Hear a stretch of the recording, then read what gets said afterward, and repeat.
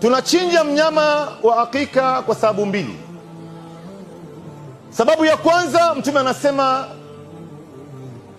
kullu ghulamin murtahinun biaqiqatihi, kila kijana anayezaliwa, kila mtoto anayezaliwa yuko ndani ya rahani, amefungwa, anaachwa huru kwa kuchinjiwa mnyama siku ya 7.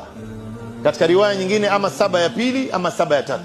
Baada ya 7 ya tatu ikipita hujamchinjia, bado hujapata uwezo, siku nyingine yote ambayo utakaipata uwezo utamchinjia. Na mtoto wa kiume anachinjiwa mbuzi 2 ama kondoo 2, na mtoto wa kike anachinjiwa mbuzi 1 ama kondoo 1.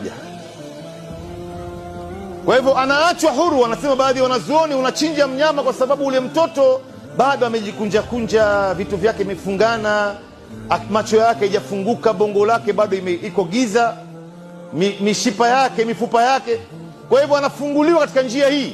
Kukaa ndani ya tumbo katika fuko la uzazi miezi 9 sio jambo la mchezo. Na sababu ya pili ya kuchinja mnyama siku ya 7 ama 7 ya pili ama 7 ya tatu, ambapo 7 ya kwanza ndio bora kuchinja mnyama, ni kutoa shukurani.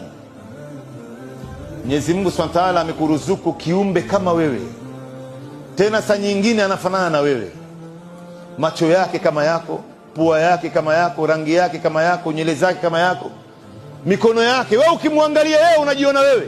Si neema hii ndugu zangu? Hata watu wakiona wanasema bana, fulani mashallah anafanana na baba yake, fulani anafanana na mama yake. Neema kubwa hii ndugu zangu. Angalau utoe shukurani kwa kumwaga damu ya mnyama.